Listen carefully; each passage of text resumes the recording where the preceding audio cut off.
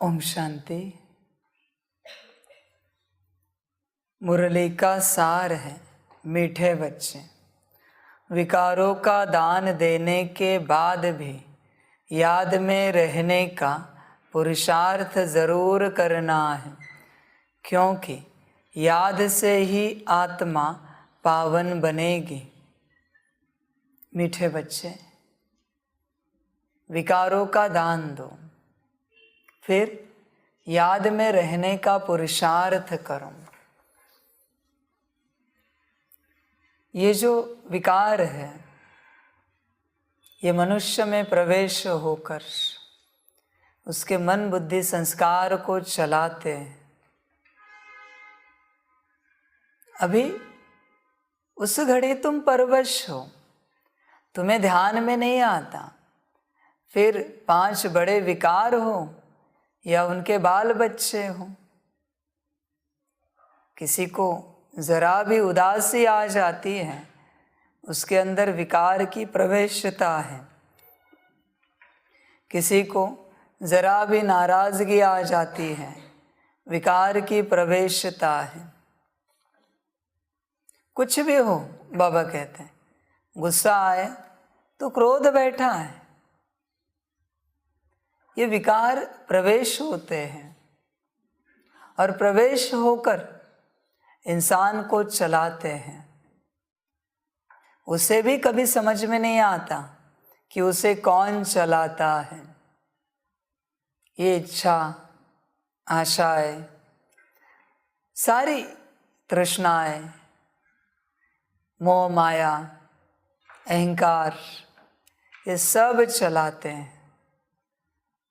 मनुष्य सत्कर्म ही करना चाहता है, हर आत्मा, पर जब वो परवश है, सत्कर्म नहीं कर पाता, उससे विकर्म हो जाते हैं। बाबा ये नहीं कहता कि तुम करते हो, पर हो जाते हैं। तो बच्चे ध्यान दो, विकार तो घड़ी घड़ी आते हैं, वो सर्वव्यापी है। कहाँ से आएंगे इसकी तुम कल्पना भी नहीं कर सकते। तुम जिस पानी से नहाते हो उस पानी से आते हैं, जो वस्त्र पहनते हो उससे आते हैं, जो चाय नाश्ता करते हो, भोजन करते हो, उससे आते हैं, जिस बिस्तर पे सोते हो उससे आते हैं, हर जगह से वो आते हैं। जिस हवा से सांस ले रहे हो उस हवा से आते हैं। ऐसी कोई जगह नहीं है जहां पर वो नहीं है। समझ की बात है। घड़ी घड़ी इंसान आत्मा परवश होती रहती है, कारण कुछ भी नहीं होता। वो बस वायु रूप में प्रवेश हो जाते हैं, तुम्हारे मन बुद्धि को चलाते हैं। फिर उनसे रिलेटेड तुम्हारे संस्कार जागृत होते हैं और तुम स्ट्रेस में चले जाते हो, विकर्म कर लेते हो। विकारों का भी ज्ञान होना चाहिए बच्चों को कि कैसे काम आता है, कैसे क्रोध, लोभ, मोह, अहंकार आता है, किस प्रकार से ये प्रवेश हो जाते हैं और परवश करते हैं। भागो नहीं इनसे, इनका ज्ञान रखो। जब तक ज्ञान नहीं है तब तक तुम अज्ञानी हो उनके लिए, और वो तुम्हें हराएंगे, तुम पर वार जरूर करेंगे। इसलिए तुम्हें ज्ञान होना चाहिए इनका पूरा पूरा। किसी किसी बात में थोड़ा सा ऊपर नीचे हो जाते हो, वो भी तो विकार हैं। बाबा कहते विकारों को प्रवेश कराने से अच्छा है गुणों को ऑर्डर दो। गुणों को चलाओ ना, गुणों को ऑर्डर दो, देखो क्या होता है। समझ की बात है। तो बाबा कहते इन विकारों का दान दो। गुण छोड़ के जब भी तुम्हारा मन, तुम्हारी बुद्धि, तुम्हारे संस्कार विपरीत दिशा में चलते हैं, तुम परवश हो। भूत प्रेत पिशाच प्रवेश होने के बाद ही ये नहीं कहते कोई वेताल आया, ये नहीं कहते कि ये परवश है। विकारों से कितना परवश है मनुष्य नहीं जानता। वो तो जिसका कार्मिक अकाउंट होता है उनके अंदर वो चले जाते हैं, भूत प्रेत पिशाच जो भी है। कार्मिक अकाउंट के बिना किसी के अंदर प्रवेश नहीं करेंगे वो भी, पर विकार तो किसी के अंदर भी प्रवेश कर लेते हैं। वहां कार्मिक अकाउंट की जरूरत नहीं है। समझ की बात है। इसलिए बच्चे सदैव अटेंशन में रहें। अटेंशन छोड़ा कि टेंशन आएगा, इसलिए अटेंशन में रहो, टेंशन से दूर रहोगे। अटेंशन एक ही है, मैं और मेरा बाबा, और कोई अटेंशन नहीं है। और क्या अटेंशन रख सकते हो आप?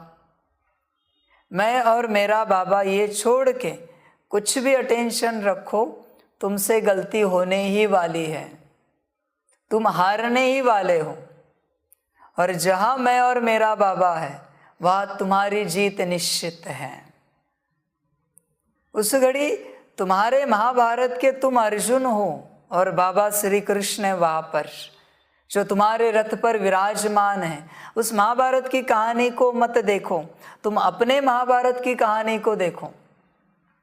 तुम्हारे रथ पर अगर कृष्ण, श्री कृष्ण बाबा विराजमान है तो जीत तुम्हारी है, पर अगर नहीं है तो हार तुम्हारी है। जिसके रथ पर बाप है वो पांडव है, जिसके रथ पर बाप नहीं है वो कौरव है। अभी तुम ही निर्णय करना कौन कौरव कौन पांडव।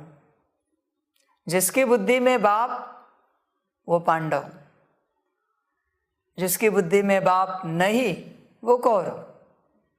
समझ की बात है।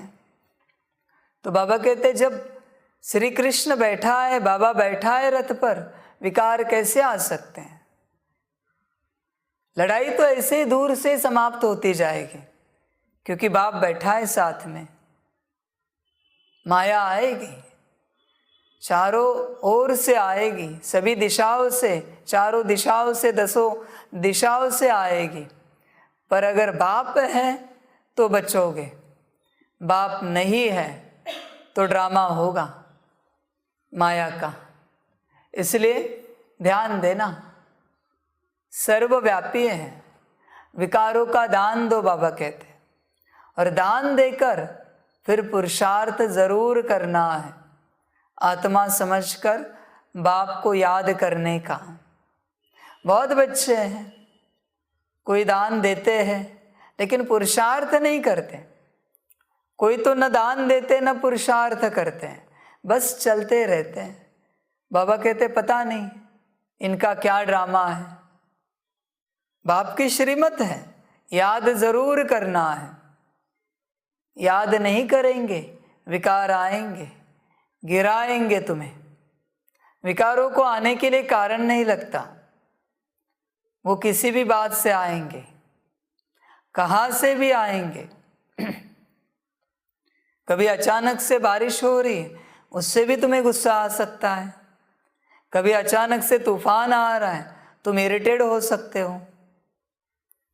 विकारों को आने के लिए कुछ कारण नहीं चाहिए, कहाँ से भी आ जाते हैं, कारण की जरूरत नहीं है। पर अगर महाकारण साथ है बाबा तो कभी नहीं आएंगे। समझ की बात है। तो बाबा कहते इनका दान दो, अटेंशन रखो हर सेकेंड। ऐसे नहीं कि आज का दिन में काम नहीं चलता। बाबा कहते हैं सेकेंड का काम है, सेकेंड में विकार आते हैं और सेकेंड में ही मुक्ति, जीवन मुक्ति मिलती है। सारा खेल सेकेंड का है, घंटों का, दिन का खेल नहीं है ये। इसलिए हर सेकेंड तुम्हें अटेंशन रखना है। इस घड़ी हम उदास तो नहीं है ना, इस घड़ी हम नाराज तो नहीं है, हम डिस्टर्ब तो नहीं है किसी बात को लेकर, स्थिति ऊपर नीचे तो नहीं है। हर घड़ी को चेक करते रहना है तो तुरंत दान दे देना। बाबा इस घड़ी हमारे अंदर नाराज़गी है, हम आपको समर्पण करते हैं, और योग में बैठ जाना। ऐसे नहीं कि सिर्फ दान दिया, संकल्प उठाया और मुक्त हो गए, नहीं, ये करके योग में बैठ जाना उसी घड़ी। भल तुम्हारा कितना भी इम्पोर्टेंट कार्य हो लौकिक, ज़रा बाजू में रखना 1-2 मिनट और उस घड़ी योग में बैठ जाना। बाबा साफ कहते विकारों का दान देने के बाद भी याद में रहने का पुरुषार्थ करना है। दान तो दिया, क्लीनिंग हो गई, अभी चार्जिंग कौन करेगा? याद की, बाबा को याद करने की। दिन भर अटेंशन रखो। बाबा इस घड़ी हमारे अंदर मोह आ रहा है, अहंकार आ रहा है, हम आपको समर्पण करते हैं और याद में बैठ जाओ। देखो बड़ा मजा आएगा तुम्हें, विकार भी समाप्त होंगे और याद का पुरुषार्थ भी होगा। इसलिए चिंता नहीं करना, अगर आ रहे हैं तो वो तुम्हें याद दिलाने के लिए आ रहे हैं कि बाप को समर्पण करो और बाप को याद करो, वरना तुम याद नहीं करते बाप को। सुख में कौन सिमरण करता है? कोई नहीं, दुख में ही करते हैं सभी, बाबा बाबा। तो बाबा कहते इस विधि को अपनाओ, अटेंशन रखे, जिस समय जो विकार आए दान दो और याद का पुरुषार्थ करो। उस घड़ी याद में बैठो, कम से कम 1 मिनट 10 सेकंड याद में बैठो। कितनी भी जल्दी हो, 10 सेकंड तो कर सकते हो ना, 1 मिनट तो कर सकते हो ना। और कोई भाग्यवान है तो 3 मिनट भी करे, 5 मिनट भी करे, समय है तो खुशी की बात है। क्योंकि याद से ही आत्मा पावन बनेगी। आत्मा को पावन बनाने का और कोई उपाय नहीं है सिवाय याद के। याद से ही आत्मा पावन बनती है। दान पुण्य करने से आत्मा पावन नहीं बनती, ज्ञान देने या लेने से आत्मा पावन नहीं बनती, धारणाओं से सेवाओं से आत्मा पावन नहीं बनती। आत्मा पावन राजयोग से ही बनती है। राजयोग माना बाप की याद, आत्मा समझकर। समझ की बातें बच्चे समझ कर चले, समझे तो सुख मिलेगा, ना समझे तो दुख मिलेगा। याद का पुरुषार्थ बढ़ाओ। कोई अगर सवाल पूछे ज्ञान का पुरुषार्थ बढ़ा या याद का पुरुषार्थ बढ़ा, तो बाप का जवाब यही होगा, याद का पुरुषार्थ बढ़ा। याद का पुरुषार्थ, इसलिए याद को बढ़ाओ और सच्चे दिल वाली याद। जितनी याद बढ़ेगी उतनी आत्मा पावन बनती जाएगी, जंक उतरती जाएगी, कट उतरती जाएगी। समझ की बात है। याद को बढ़ाओ, याद कभी कम ना हो। बाप सबसे प्यारा है तो याद सदा रहनी चाहिए बाप की। ऐसी याद हो जाए कि तुम्हें कण कण में बाप ही याद आए, बड़ा आनंद आएगा तुम्हें। प्रश्न है, तख्त नशीन बनने व रुद्रमाला में पिरोने की विधि क्या है? उत्तर है, बाप समान दुखहरता सुखकर्ता बनो। सभी पर ज्ञान जल के छींटे डाल शीतल बनाने की सेवा करो। किसी को भी दुख देने की बातें छोड़ दो। कोई भी विकर्म नहीं करो। अच्छे मैनर्स धारण करो। अपना टाइम बाप की याद में सफल करो तो बाप के दिल तख्त नशीन बन रुद्रमाला में पिरो जाएंगे। अगर कोई अपना टाइम वेस्ट करता है तो मुफ्त अपना पद भ्रष्ट करता है। झूठ बोलना, भूल करके छिपाना, किसी की दिल को दुखाना, यह सब पाप है। जिसकी 100 गुना सजा मिलेगी। बच्चे ध्यान में रखें, बाबा कहते हैं बाप समान दुख हरता सुख करता बनो। दुख हरने वाले सुख देने वाले बनो। तुमसे सपने में भी किसी को दुख ना जाए, सुख ही जाए। सुख देने वाले बनो, दुख हरने वाले। स्थूल रूप में छोड़ो, बाबा कहते हैं सपने में भी, तुम्हारे विचारों में भी किसी को दुख ना मिले। विचारों में भी ऐसे विचार हो। तुम्हें कभी कभी लगता है हमने तो कुछ बोला नहीं इनके बारे में, इनको कैसे दुख मिलेगा। पर तुमने उनके बारे में ऐसा विचार किया, जो विचार उनके सामने प्रकट करने के बाद वो दुखी हो जाएंगे। भल तुमने मुख से नहीं बोला वो विचार, पर मन में किया ना, अभी उसके वाइब्रेशंस उनको पहुंचेंगे और वो दुखी होंगे, इतना निश्चित है। मुख से बोलने की आवश्यकता नहीं है। मन में भी तुमने किसी के बारे में अशुद्ध विचार सोचा है, किया है, वो वाइब्रेशंस उन तक पहुंचेंगे और दुख तो उनको मिलना ही है और तुम्हें 100 गुना सजा मिलनी ही है। इसलिए वृत्ति को शुद्ध रखो, विचारों को शुद्ध रखो। बाबा कहते तुम देखते होंगे स्थूल रूप से कर्म, ड्रामा देखता है सूक्ष्म रूप से कर्म। ड्रामा वृत्ति और विचारों से चलता है। इसलिए तुम किसके बारे में क्या सोचते हो, तुम्हारी वृत्ति क्या है किसके बारे में, उसी प्रकार से तुम्हारा पाप पुण्य का खाता बनता है। ध्यान में रखना, तुम्हारे वृत्ति से, विचारों से तुम्हारा पाप पुण्य का खाता बनता है। ये नहीं समझना दृष्टि, बोल और कर्म से बनता है, गलत फहमी है। बोल तो बाबा कहते बहुत स्थूल है, कर्म भी बहुत स्थूल है, दृष्टि भी स्थूल है, विचार और वृत्ति सब कुछ है। यही से तुम्हारी जीवन चलती है। तुम्हारा अच्छा रिश्ता वृत्ति से बनता है। तुम किसके बारे में क्या सोचते हो, इस पर ही तुम्हारा निर्भर है अच्छा रिश्ता। वृत्ति उस पर है, फिर वो भगवान के साथ का भी रिश्ता क्यों ना हो।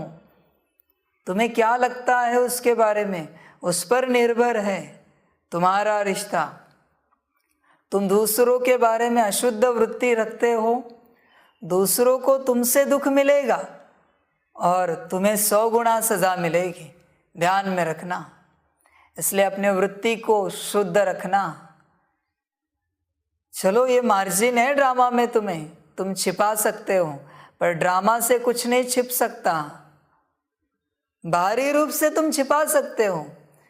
यह सभी विचार पढ़ नहीं पाते, सबके वाइब्रेशंस को पढ़ नहीं पाते, पर इसका मतलब ये नहीं समझना कि ड्रामा नहीं पढ़ पाता, धर्मराज महाकाल नहीं पढ़ पाता। सारा तुम्हारा कर्मों का लेखा जोखा लिखे रखा है, खाता लिखा हुआ है। तुम्हें लगता होगा तुमने इस घड़ी इनको मुख से शुभ भावना शुभ कामना दी, पर ड्रामा जानता है, धर्मराज जानता है उस घड़ी तुम्हारे मन में क्या था उनको लेकर, तुम्हारी वृत्ति क्या थी उनको लेकर। धर्मराज से छूट नहीं सकते तुम, ड्रामा से छूट नहीं सकते। भले बाहरी रूप से तुम छिपोगे, छिप सकते हो, पर अंदरूनी रूप से छूट नहीं सकते। वचन ध्यान में रखना, 100 गुना सजा मिलेगी। इसलिए संभल कर चलना, अपनी वृत्ति को चेक करते रहना, किसके प्रति तुम्हारी वृत्ति क्या है, किसको लेकर तुम्हारे विचार क्या है। खेल अंदरूनी है, सूक्ष्म है। भल तुमने बाहरी रूप से बहुत दान पुण्य किया होगा, बाबा कहते हैं वो तो 10% कंसिडर किया जाएगा, पर अंदरूनी खेल सबसे बड़ा है।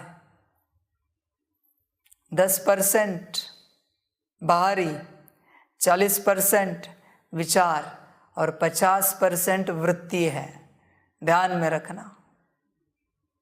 इसलिए तुम्हारा सब कुछ वृत्ति से बनता है।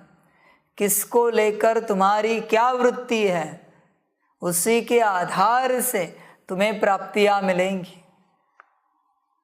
उसी के आधार से तुम ध्यान से चेक करना अपनी वृत्ति। इसलिए वृत्ति 50% पे है। कभी भी शुद्ध तरफ जा सकते हो और कभी भी विपरीत तरफ आ सकते हो। बच्चे, वृत्ति को चेक करना। किसी किसी की वृत्ति तो बाप को लेकर भी, क्या कहे उनकी वृत्ति, उनके वृत्ति में क्या क्या पकड़ के रखा है उन्होंने बाप को लेकर, ब्रह्मा बाप को लेकर, मम्मा को लेकर, यज्ञ को लेकर। ऐसे बच्चे मनुष्यों को लेकर भी, आत्माओं को लेकर भी क्या क्या पकड़ के रखा है वृत्ति में।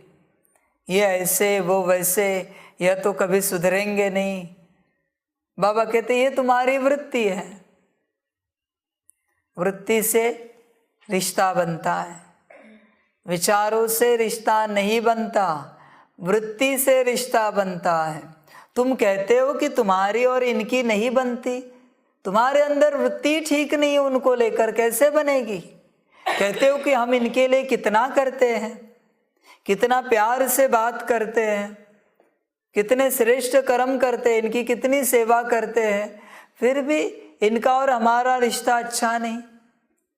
वृत्ति ठीक रखो, बाकी कुछ करने की जरूरत नहीं किसी के लिए। वृत्ति ठीक है तो रिश्ता अपने आप ठीक हो जाता है। बाहरी रूप से नाटक क्यों करते हो तुम, बाहरी सेवा दिखाने का? करना है तो वृत्ति को ठीक करो, अंदरूनी समझ की बात है। तुम बाहरी रूप से सारा संसार देखते हो, तुम अंधे हो, अंधे की औलाद, अंधे हो। बाप के बच्चे होंगे तो तुम्हें आंखें मिलेगी और तुम्हें दृष्टि मिलेगी ठीक, तो दृष्टि ठीक रही आत्मिक तो तुम्हारी वृत्ति शुद्ध हो जाएगी। इसलिए बाबा कहते कभी ये कहना नहीं मेरे सामने कि हम इनके लिए इतना करते उतना करते फिर भी इनकी स्थिति ठीक नहीं है। बाबा कहते बात स्थिति की नहीं, बात वृत्ति की है। तुम्हारी वृत्ति उनको लेकर गलत है, इसलिए वो तुमसे गलत व्यवहार करते हैं। सिंपल कारण है। तुम्हारी वृत्ति जिन जिन के लिए ठीक है वो तुम्हारे साथ ठीक व्यवहार करेंगे। इसलिए बाबा कहते कभी किसी की कंप्लेंट लेकर मेरे पास नहीं आना, ये ऐसे वो वैसे वो वैसे। तुम गलत हो, वो ठीक है। तुम अपनी वृत्ति को चेक करो। तुम्हारी वृत्ति इतनी अशुद्ध है, उससे विचार इतने अशुद्ध उठते हैं, तुम्हें लगता है इनके शरीर को ही मार दें और हम इनके दुख से मुक्त हो जाए। इतनी अशुद्ध वृत्ति है तुम्हारी। कभी लगता होगा ये मर क्यों नहीं जाते, इतनी अशुद्ध वृत्ति है तुम्हारी। इसलिए बाबा कहते हैं तुम किसी की कंप्लेन लेकर मेरे पास नहीं आना, ये ऐसे वो वैसे। परिवार में भी लोग कहते हैं आजकल संसार ऐसे बना है, किसी की किसी के साथ नहीं बनती। वृत्ति है कारण। जहां वृत्ति ठीक है वहां रिश्ता ठीक है। बस सामने वाला जो भी व्यवहार करे, तुम्हें वृत्ति ठीक रखनी है उनके प्रति। बाप ने ठीक रखी ना बच्चों को लेकर। बच्चे 2500 साल से गाली दे रहे, सारी दुनिया के बच्चे अभी भी दे रहे, फिर भी बाप की वृत्ति ठीक है ना। उसी के कारण तो बाप बच्चों को उन्नति की ओर लेके जा रहा है। बच्चे कैसे भी हो, बाप की वृत्ति बच्चों को लेकर हमेशा शुद्ध पवित्र ऊंची होती है। बाप की वृत्ति कभी नहीं बदलती बच्चों को लेकर। बाबा कहते कोई भी बच्चा हो, यही लगता है कि ये विश्व महाराजन की पद को पाए, विश्व महारानी की पद को पाए। वृत्ति को चेक करना। बाप समान दुख हरता सुख करता बनो, ये वृत्ति से बना जाता है। किसी की बाहरी रूप से, कर्मों से और बोल से सेवा करने से दुख हरता सुख करता नहीं बन सकते आप। ये सब वृत्ति से होता है। कोई कहते हैं हम कितना रात रात जगते किसी की सेवा करने के लिए, फिर भी ये हमसे ऐसा व्यवहार करते हैं। तुम जगते हो पर तुम्हारे मन में गलत है उनको लेकर कि ये झंझट है, कितनी देर रात तक इनके लिए जगना है, पता नहीं। बाबा कहते तुम्हारी वृत्ति अशुद्ध है, इसलिए वो तुमसे अच्छा व्यवहार नहीं कर रहे हैं। वृत्ति को चेक करना। सभी पर ज्ञान जल के छींटे डाल, शीतल बनाने की सेवा करो, सबको ज्ञान देते चलो। किसी को भी दुख देने की बातें छोड़ दो। तुमसे कभी किसी को दुख ना हो। तुम्हें कोई दुख देगा चलेगा, पर तुम किसी को दुख नहीं देना। वैसे बाप कहता है न दुख लो न दुख दो, पर यहाँ एक मार्जिन रखता है बाप कि कोई तुम्हें दे, हर्जा नहीं। बाबा कहते हैं लेना नहीं, पर दे तो उसे माफ कर देना, पर तुम किसी को देने का सपने में भी नहीं सोचना, दुख देने का। तुम किसी के बारे में अशुद्ध विचार कभी नहीं करना। कोई तुम्हारे बारे में अशुद्ध विचार करे चलेगा, पर तुम कभी नहीं करना। ध्यान देना इस बात पर। कोई भी विकर्म नहीं करो, गलत कर्म नहीं करो। कर्मों पर अटेंशन रखो, अपने कर्मों पर।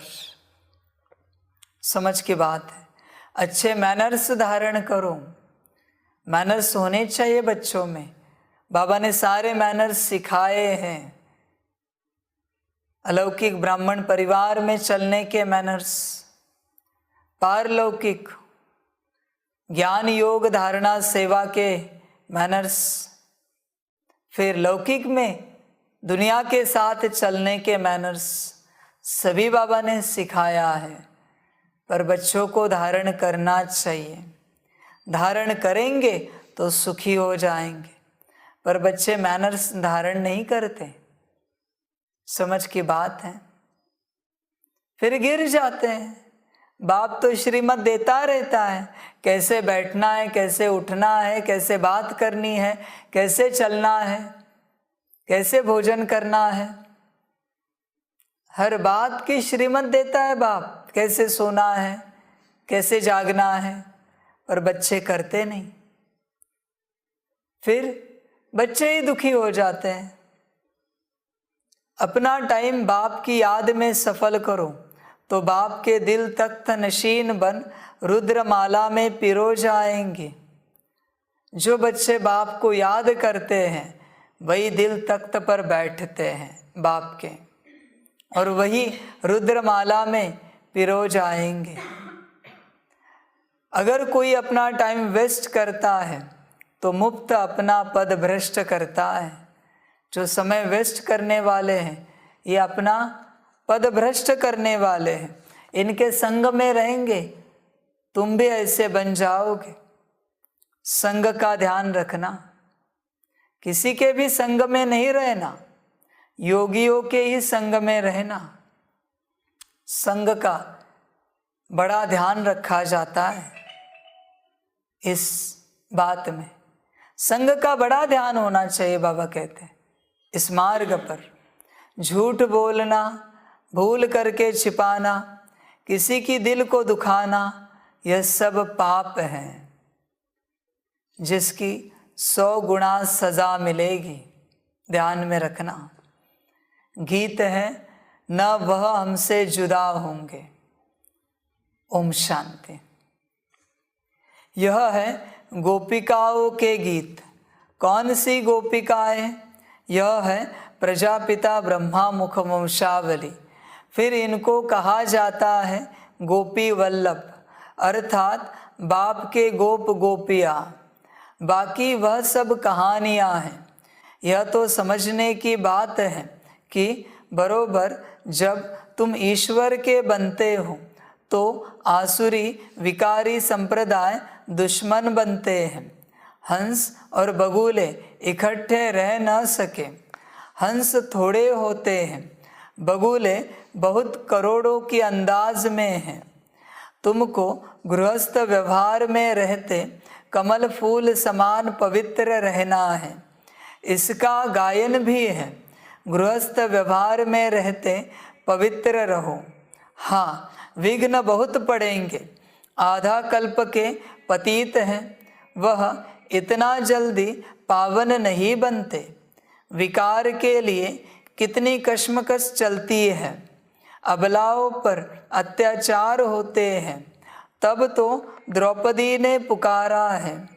द्रौपदी एक नहीं, इस समय सब द्रौपदियाँ और दुशासन हैं, चीर उतारते हैं। यह है ही पतित विकारी दुनिया, और सतयुग को कहा जाता है वाइसलेस दुनिया। यह है विशेष दुनिया, रावण राज्य। इस दुनिया में कितना दुख है, रोना पीटना, लड़ाई झगड़ा, क्या क्या लगा पड़ा है। जब नई दुनिया में देवताएं राज्य करते थे तो पवित्रता सुख शांति थी, अशांति वाले कोई धर्म नहीं थे। अभी तो अशांति फैलाने वाले कितने धर्म हैं। तुम फिर सिद्ध कर बतलाते हो, सबसे पुराना दुश्मन है रावण, जिसने भारत को कौड़ी जैसा पतित बनाया है। बाप बैठ कर्म अकर्म विकर्म की गति समझाते हैं। रावण राज्य में कोई कितना भी दान पुण्य करे, यज्ञ जप तप करे, तो भी नीचे उतरना ही है। जिसको दान करते वह भी विकारी पाप आत्मा है। विकर्म करते करते अब सिर पर बहुत बोझा है। तुम्हारी आत्मा जो सतो प्रधान थी, सो अब तमो प्रधान बन पड़ी है। यह सब बाप समझाते हैं। कल्प पहले मुआफिक बाप ही आकर कल्प कल्प हमको देवता बनाते हैं। सहज राजयोग और ज्ञान सुनाते हैं। अपने को आत्मा समझ बाप को याद करो, यह तो सहज है ना। सब कहते हैं कि हे भगवान आओ, हम पतितों को आकर पावन बनाओ, तो पतित पावन बाप ही ठहरा। तुम जानते हो बाप हमको पावन बनाने का पुरुषार्थ कराते हैं। भल कोई 5 विकार दान में दे देते हैं, परंतु फिर योग भी लगाना है। जन्म जन्मांतर के जो सिर पर पाप है, जिससे तुम तमो प्रधान बने हो, वो योग के सिवाय कैसे भस्म होंगे। तुम 5 विकारों का दान करते हो कि हम कोई पाप नहीं करेंगे। बाबा कहते हैं ये सब डेमोनिक एनर्जीज है जो प्रवेश होती है 5 विकारों की। तुम्हें बड़ा मज़ा आता है क्या कि ये तुम में प्रवेश हो और तुम्हें चलाए। तुम जानते हो ये प्रवेश होने के बाद कितनी अशुद्धता आती है। अंदर अंदर तुम्हारा ऑरा, तुम्हारे चक्र, तुम्हारी सारी सिस्टम कितनी खराब हो जाती है, तुम जानते हो। मन बुद्धि संस्कार गुण शक्तियाँ, तुम्हें बड़ा शौक है क्या इनको प्रवेश कराने का। बाबा कहते क्यों ऐसा करते हो, इस एनर्जी को प्रवेश क्यों होने देते हो। इविल एनर्जी है, भटक रही है हवा में चारों ओर, अन्न पानी सब में है। इसलिए तो बाबा कहता है सकाश दो, नहाने के पानी को भी सकाश दो। हर चीज को सकाश देकर इस्तेमाल में लाओ। बिना सकाश के इसमें तो सारी एनर्जीज बैठी है। तुम इतने भी बड़े महायोगी नहीं बने हो कि तुमने चीज को उठाया और वो शुद्ध हो जाएगी। बाप की याद में सकाश तो देना ही पड़ेगा। तुमने कभी खेल समझा है इनका? ये कैसे बैठते हैं तन में और कैसे शरीर को चलाते हैं। क्यों तुम्हें गुस्सा आता है, क्रोध क्यों आता है, कैसे काम विकार प्रवेश होता है, क्यों लोभ आता है, कैसे मोह आता है और अहंकार कैसे जागृत होता है। कभी तुमने सोचा है इस बारे में? समझ की बात है, सोच कर देखो कैसे होता है सब कुछ। सोचेंगे तो पता चलेगा। पर बाबा कहते चिंतन तो करना चाहिए कि ये कार्य कैसे करते हैं। चिंतन करेंगे तो ध्यान में आएगा। छोटी छोटी घटनाओं में ये प्रवेश होते हैं। तुम्हारा जैसे चेहरा बदला प्रवेश हो गए। बाबा क्यों कहता है मान अपमान निंदा स्तुति सबसे परे जाओ? क्योंकि इसमें ये सब बैठे हैं। जहाँ ड्यूअलिटी है वहाँ ये हाजिर है, जहाँ सिंगुलरिटी है वहाँ ये नहीं है, क्योंकि वहाँ बाप है। माया लड़ाई में है, द्वंद्व में है। समझ की बातें। तो बाबा कहते तुम्हें अच्छा लगता है क्या कि ये तुम में प्रवेश हो जाते हैं? समझ की बात है। बच्चे ध्यान रखो कि ये तुम्हें चलाए नहीं, वरना तुम्हारी अंदरूनी शक्ति घटती जाएगी। तुम योग तो कर रहे हो, लेकिन अंदर से कोई और खा रहा है उस योग बल को। तुम्हें भी पता नहीं है। छोटी छोटी बातों को लेकर स्थिति ऊपर नीचे हो रही है। स्थिति ऊपर नीचे नहीं हो रही। इसका सूत्र भी बाबा कहते समझो। पहले वो प्रवेश होते हैं, तुम्हारा योग बल खा लेते हैं, फिर तुम्हारी स्थिति नीचे आ जाती है। गया योग बल, इसी के कारण तो स्थिति नीचे आई। फिर कहते हो कि अभी मुरली पढ़ते हैं तो स्थिति अच्छी होगी, पर जो कमाया था वो खा लिया किसी और ने। छोटा इरिटेट हो गए एक सेकंड के लिए, गया योग बल। इसलिए तो इरिटेट हो गए, इसलिए तो नाराज हो गए, इसलिए तो उदास हो गए, क्योंकि योग बल चला गया तुम्हारा। इसलिए तुम्हारे पास जमा कुछ नहीं है। इतने वर्षों के बावजूद खाली हो तुम। ध्यान से चेक करो अपने आप को, कुछ भी नहीं है तुम्हारे पास। अभी भी तुम रोज कमा रहे हो और तुम्हारी कमाई कोई और खा रहा है, क्योंकि अटेंशन नहीं रखते।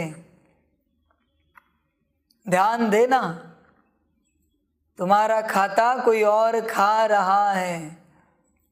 ध्यान देना बच्चे, समझ की बातें, अटेंशन रखना। तुम 5 विकारों का दान करते हो कि हम कोई पाप नहीं करेंगे, परंतु जन्म जन्मांतर के जो पापों का हिसाब है वह कैसे चुकतू होगा? उसकी युक्ति है जहाँ तक जीना है बाप की याद में रहना है। सदा याद में रहो, ये नहीं आएंगे कभी। इस याद से ही विकर्म विनाश होंगे। पतित आत्मा वहाँ जा नहीं सकती। हर एक को अपना अपना पार्ट और अपना अपना मर्तबा मिला हुआ है। जैसा मनुष्य का मर्तबा वैसे आत्मा का मर्तबा। पहले पहले आत्मा स्वर्ग में आएगी। पहले नंबर में है लक्ष्मी नारायण, उनका सबसे बड़ा पार्ट है। ड्रामा में देवी देवता धर्म की आत्माएं सबसे अच्छा पार्ट बजाकर सबसे जास्ती सुख भोगती है। फिर सतो रजो तमो में आना है, खाद पड़ती जाती है। अब वह खाद निकले कैसे? सोने को अग्नि में डालने से खाद निकलती है। यह योग अग्नि है जिससे विकर्म विनाश होते हैं। यह कोई नहीं जानते कि योग अग्नि से विकर्म विनाश हो सकते हैं। बच्चे कहते हैं घड़ी घड़ी योग टूट पड़ता है, हम बाप को भूल जाते हैं। यह माया के विघ्न हैं, विघ्न न आए, जल्दी योग लग जाए तो जल्दी विनाश हो जाए, परंतु ऐसा हो नहीं सकता, टाइम लगता है। जब तक योग लगाते रहो, अंत में कर्मातीत अवस्था होगी, फिर दुनिया भी खत्म हो जाएगी। तुम श्रीमत से रावण पर जीत पाते हो। गीता, महाभारत, रामायण सब में भक्ति की सामग्री है। तुमने संगम पर जो कर्तव्य किया है उसका यादगार यह मंदिर आदि बने हैं। यादगार बनना द्वापर से शुरू होता है। पहले परमपिता परमात्मा शिव का यादगार बनता है, जो आकर पतितों को पावन बनाते हैं। देवताओं की महिमा गाई जाती है। लक्ष्मी नारायण का बड़ा मंदिर है, उन्हों की इतनी पूजा क्यों होती है, यह किसको मालूम नहीं है। पूज्य से फिर पुजारी ज़रूर बनना पड़े। पूज्य है तो प्रारब्ध भोगते हैं। जैसे बड़े राजाओं के जीवन चरित्र गाते हैं तो सतयुग के पहले नंबर महाराजा महारानी लक्ष्मी नारायण की ज़रूर महिमा गाएंगे, परंतु वह कैसे बने यह नहीं जानते। जैसे ब्रह्मा और सरस्वती, इन दोनों को सिखलाने वाला शिव है, उनका नाम शास्त्रों से गुम कर अगड़म बगड़म कर दिया है। इन बातों को सेंसिबल बच्चे नंबरवार जानते हैं। यह ड्रामा चल रहा है। कल्प पहले भी तुम ऐसे बने थे जैसे अब बन रहे हो। यह झाड़ वृद्धि को पाता रहेगा, फल भी ज़रूर पकेगा। झाड़ को बढ़ने में टाइम लगता है। जब झाड़ तैयार हो जाएगा तो तुम देवी देवता बन जाएंगे, बाकी सबका विनाश हो जाएगा। तुम बच्चे अब पक रहे हो, कोई पूरा पकते, कोई कम, कोई को तूफान लगते हैं। कमाई में ग्रहचारी आती है। बाबा कहते हैं योग लगाते रहो ताकि तुम्हारे सब पाप दग्ध हो जाए। कितनी भारी कमाई है, इसलिए भारत का प्राचीन योग मशहूर है, परंतु उससे क्या होता है यह किसको पता नहीं। अब बाप समझाते हैं तुम्हारी आत्मा में खाद पड़ी हुई है। आपे ही पूज्य और आपे ही पुजारी मनुष्य की आत्मा बनती है। भगवान तो बन नहीं सकता। अगर वह भी पुजारी बने तो फिर पूज्य कौन बनावे। हमको पूज्य बनाने वाला बाप है। हम पूज्य पावन देवता थे, फिर उतरते उतरते हम शूद्र बन गए। सतयुग के देवी देवताओं को कहेंगे ईश्वर की नई रचना। गाते हैं मनुष्य को देवता किए। बाप समझाते हैं अच्छी तरह पढ़ो। बाप टीचर गुरु का काम होता है ताकीद करना, पुरुषार्थ कराना। बच्चे टाइम वेस्ट मत करो, मुफ्त पद भ्रष्ट हो जाएगा, फिर बहुत पछताएंगे। कहेंगे कल्प कल्प हमारी ऐसी अवस्था होगी, फिर कुछ कर नहीं सकेंगे। साक्षात्कार हो जाएगा, पक्का निश्चय हो जाएगा कि कल्प कल्प ऐसे दुर्गति को पाऊंगा। बाप समझाते रहते हैं यह नतीजा निकलेगा, फिर बहुत रोना पड़ेगा। जैसे क्लास ट्रांसफ़र होती है, नंबरवार बैठते हैं, हम भी नई दुनिया में ट्रांसफ़र होते हैं। ब्राह्मणों की माला गाई हुई नहीं है, रुद्र माला ही पूजी जाती है, परंतु यह किसको पता नहीं है कि यह माला क्या है। ऊपर में मेरु दिखाते हैं, मेरु विष्णु है, ऊपर में फूल शिव बाबा है, फिर है माला। अब तुम ब्राह्मण पुरुषार्थ कर रहे हो, फिर रुद्र माला में पिरोना है, इसलिए पुरुषार्थ ऐसा करो जो तख्त नशीन बनो। किसको दुख देने की बातें छोड़ दो, बाप दुख हरता सुख करता है। अगर बच्चे दुख देंगे तो कौन समझेंगे यह ईश्वर के बच्चे हैं। विकर्म करना अथवा जीवघात करना, झूठ पाप नहीं करना चाहिए। हार खाते हैं तो क्षमा मांगनी पड़े। भक्ति में भी कुछ हो जाता है तो तौबा तौबा करते हैं। यह ज्ञान मार्ग है, इसमें किसकी दिल कभी नहीं दुखानी है। ज्ञान का छींटा तो शीतल करने वाला है। यहाँ तुम बच्चे आए हो पढ़ने के लिए, पढ़ाई में मैनर्स अच्छे रखने होते हैं, यह भी पढ़ाई है। निराकार बाप पढ़ाते हैं, वह तुम्हारे अंदर की सब बातें जानते हैं।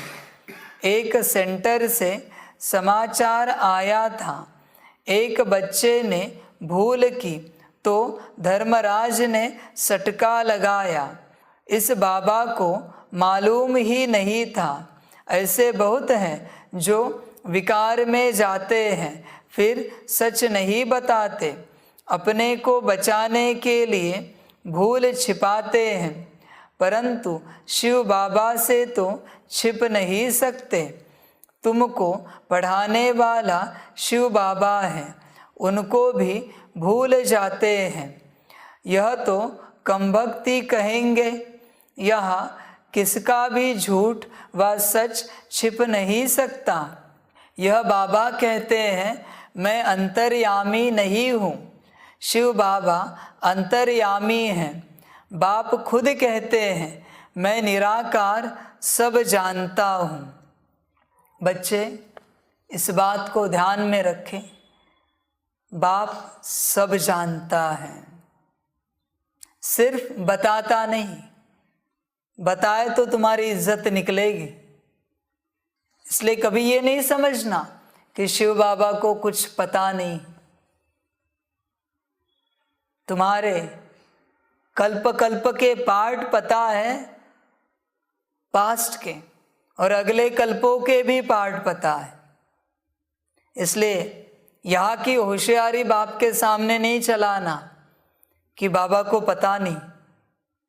बाबा को सब पता है, तुम्हें बाप पता नहीं। ध्यान में रखना, तुम्हें बाप पता हो तो ऐसे शब्द कभी उच्चारण नहीं करोगे कि बाबा आपको पता है ना। किसे कहते हो तुम कि बाबा आपको पता है ना? बाबा को सब पता है। ध्यान में रखना, तुम्हें जो नहीं पता ना वो भी बाप को पता है।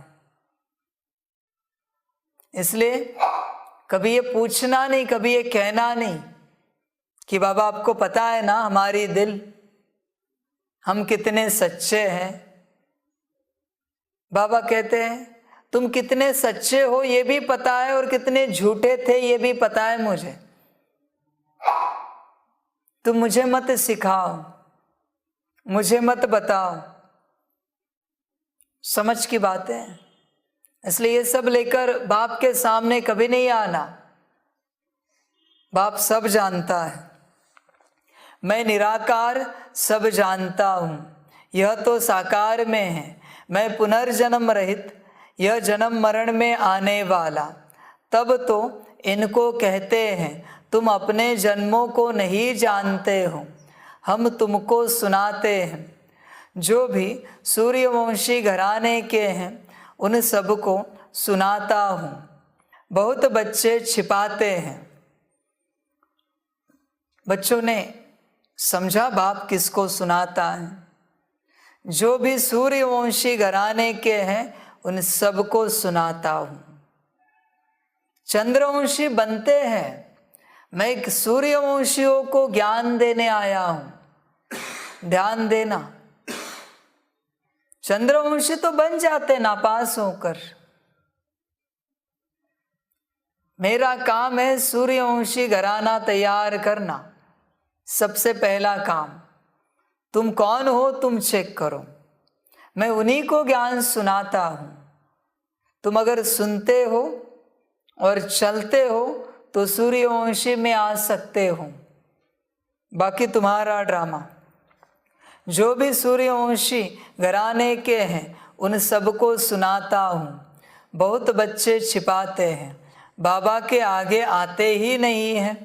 बाबा ने कहा है इनसे मत छिपाओ, इनको सब कुछ सुनाओ तो माफ़ हो जाएगा।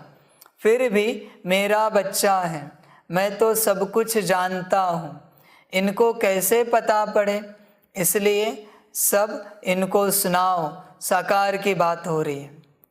आगे जन्म जन्मांतर का हिसाब तो मेरे पास जमा है, बाकी इस जन्म का जो है वह इनको सुनाओ तो मैं भी सुनूंगा।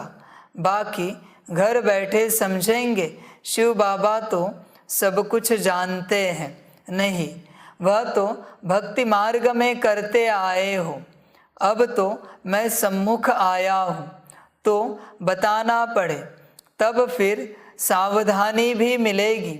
बाप तो समझाएंगे, काला मुँह नहीं करना, नहीं तो बहुत सज़ा खाएंगे।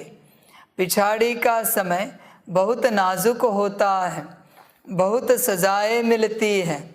मिसाल भी तुम देखते सुनते रहते हो। पाप कभी भी सर्जन से छिपाओ मत, माफ़ वह करेंगे यह नहीं। इस समय पाप करने से तो 100 गुना हो जाएगा। और फालतू झूठ भी मत बोलो। बाबा सब बच्चों को वार्निंग देते हैं। कितनी बड़ी बेहद की पाठशाला है। बच्चे ध्यान दें, बाप से छिपाओ नहीं और श्रीमत पर चलते रहो। बाप सब जानता है। समझ की बात है। जो बाप लाड़ प्यार देता है, टोली देता है, दृष्टि देता है, छिपाओगे तो वही बाप धर्मराज के रूप में डंडा देगा। ध्यान रखना, बाप से छिपाना नहीं, सच्चे रहना। यही तो बात है। सच्चे दिल पर साहेब राजी। बहुत बच्चे कहते हैं बाबा आप हमारी दिल को तो समझते हो ना। तुम्हारी दिल क्या, हम सब समझते हैं, तुम्हें मुझे समझाने की ज़रूरत नहीं है। बहुत बच्चे बाप को समझाने की कोशिश करते हैं, मूर्खता अज्ञानता करते हैं बाप को समझाने की, जैसे उन्हें पता ही नहीं कि बाप बैठा है। कहते कि बाबा आप नहीं जानते। क्या नहीं जानते बोलो? तुम्हारे शरीर में पार्ट प्ले करने वाले हर एक सेल का पार्ट मैं जानता हूं। तुमने समझ के क्या रखा है कि बाबा तुम जानते नहीं? कण कण का पार्ट मैं जानता हूं। इसलिए तुम ये सब छोड़ो, तुम मुझे जानने का प्रयास करो और श्रीमत पर चलो। मैं क्या जानता हूं और क्या नहीं, इस चक्कर में मत जाओ। समझ की बात है। बच्चे बाप को समझते नहीं ना, इसलिए गिर पड़ते हैं, बाप को समझाने लग पड़ते हैं। ऐसे बच्चे अभी इन्हें क्या टाइटल दे जो बाप को समझा रहे? ऐसे नहीं बनना कभी। इसलिए बाबा वार्निंग भी देते हैं बच्चों को। तुम गुप्त वेश में बहुत काम कर सकते हो, समझाएंगे तो दिल में ज़रूर लगेगा कि बरोबर यह भी गवर्नमेंट है। यह ज्ञान गुप्त है। बीज, झाड़ और सृष्टि चक्र को जानना है। यह 4 युगों का चक्र है। उन्होंने फिर चरखा रख दिया है। तुम हो बी के पांडव सेना, वह कोट ऑफ आर्म्स ले जाना चाहिए। चरखा चलाने से सत्यमेव जयते होगी क्या? यह तो सृष्टि चक्र की बात है। तुमको डरना नहीं चाहिए। गुप्त वेश में तुम कहाँ भी जा सकते हो। बहुरूपी के बच्चे बहुरूपी होने चाहिए, परंतु बच्चों की बुद्धि में आता नहीं है। थोड़ी ही सर्विस में खुश हो जाते हैं। दिमाग एकदम आसमान में चढ़ जाता है। अर्जुन तो बहुत काम करना है, किस्म किस्म से पुरुषार्थ करना है। बाबा अनेक पॉइंट्स देते हैं। यह ज्ञान यज्ञ तो चलना ही है। हर एक पंथ वाले को बुलाते रहो। राजाओं को भी बुला सकते हो, कॉन्फ्रेंस भी कर सकते हो। जैसा आदमी वैसा वैसा कार्ड छपाना पड़े। आकर समझो यह सृष्टि का चक्र कैसे फिरता है। आओ तो हम आपको परमपिता परमात्मा की और 5000 वर्ष की जीवन कहानी सुनाए। वंडर है ना? अच्छा, मीठे मीठे सिकिलधे बच्चों प्रति माता पिता बाप दादा का याद, प्यार और गुड मॉर्निंग। रूहानी बाप की रूहानी बच्चों को नमस्ते।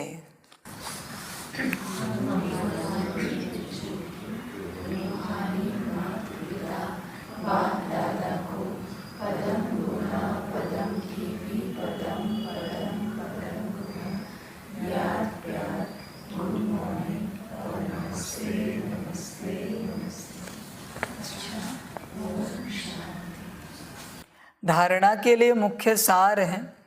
1 नंबर, पावन बनने के लिए जब तक जीना है माया के विघ्नों की परवाह नहीं करनी है। 2 नंबर, सभी पर ज्ञान के छींटे डाल शीतल बनाने की सेवा करनी है। किसी की दिल को कभी भी दुखाना नहीं है। बाप समान दुखहरता सुखकर्ता बनना है। तुम्हारे पास जो माया आती है उसकी रचना तुमसे ही हुई है। ध्यान में रखना। ये जो 5 विकार और उनके बच्चे, बाल बच्चे डेमोनिक रूप में, इविल रूप में तुम्हारे आसपास आते हैं, उनको द्वापर से तुमने ही जन्म दिया है। जब भी अशुद्ध विचार करते हो एक डेमोन जन्मता है तुमसे। तुम उनके माँ बाप हो, इसलिए वापस तुम्हारे पास ही आ रहे हो, इसलिए आते रहेंगे। तुम ये नहीं कहना कि इनकी वजह से, उनकी वजह से, उनकी वजह से। ये गलत फहमी है। तुम्हारे बच्चे हैं, तुम्हारे पास ही आ रहे हैं क्योंकि तुम माँ बाप हो। किसी को दोष नहीं देना, वो आते रहेंगे।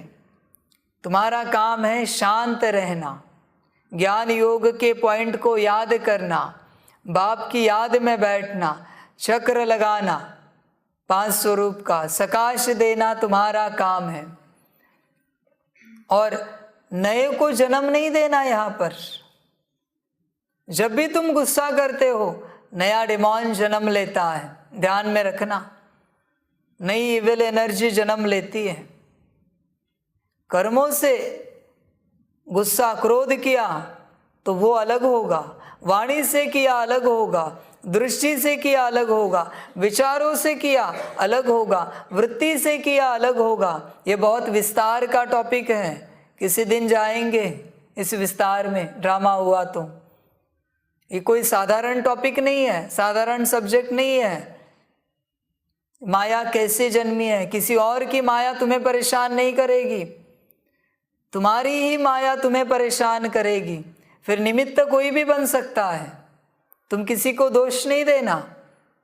निमित्त प्रकृति भी बन सकती है, जीव भी बन सकते हैं, या मनुष्य आत्माएं भी बन सकते हैं तुम्हें गुस्सा दिलाने के लिए, तुम्हें काम क्रोध लोभ मोह में डुबाने के लिए। कोई भी निमित्त बन सकता है, पर निमित्त को दोष नहीं देना, वो सब तुम्हारी रचना तुम्हारे पास वापस आ रही है।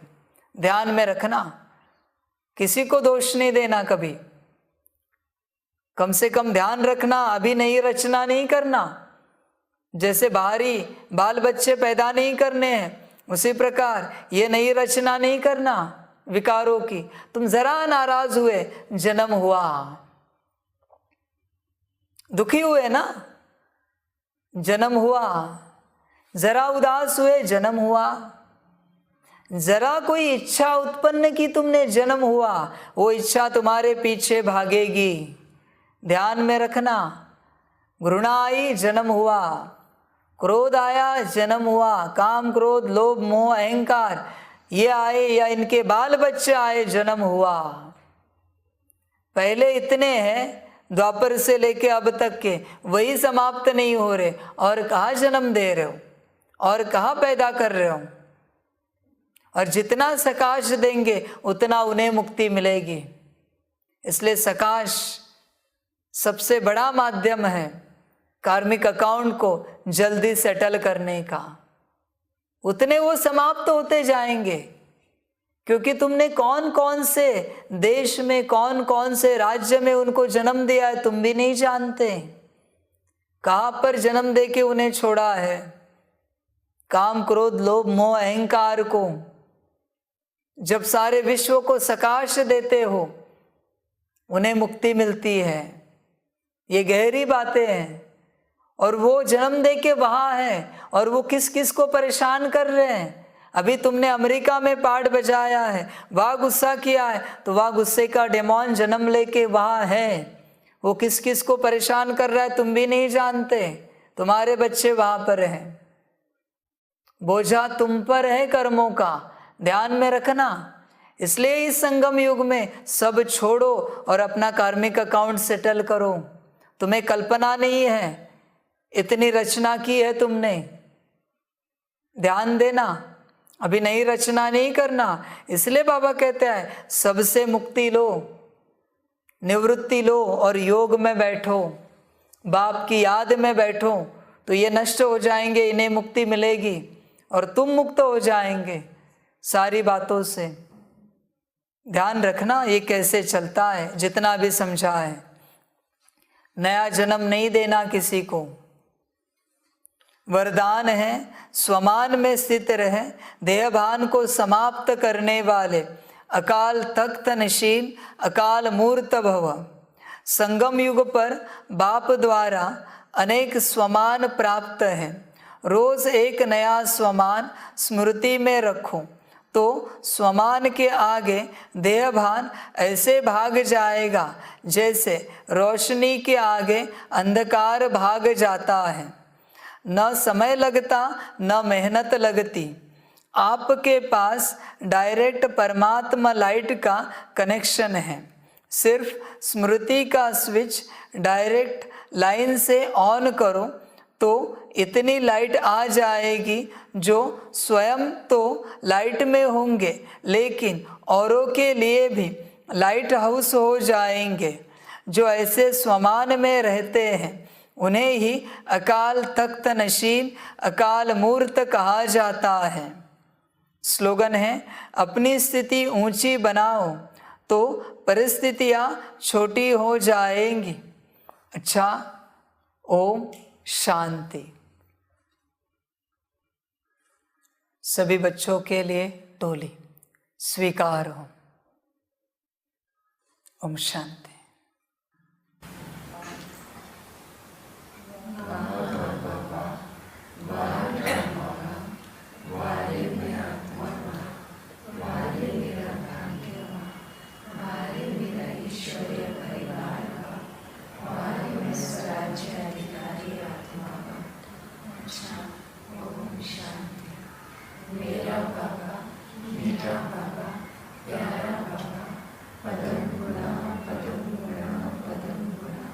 शुक्रिया बाबा, शुक्रिया बाबा।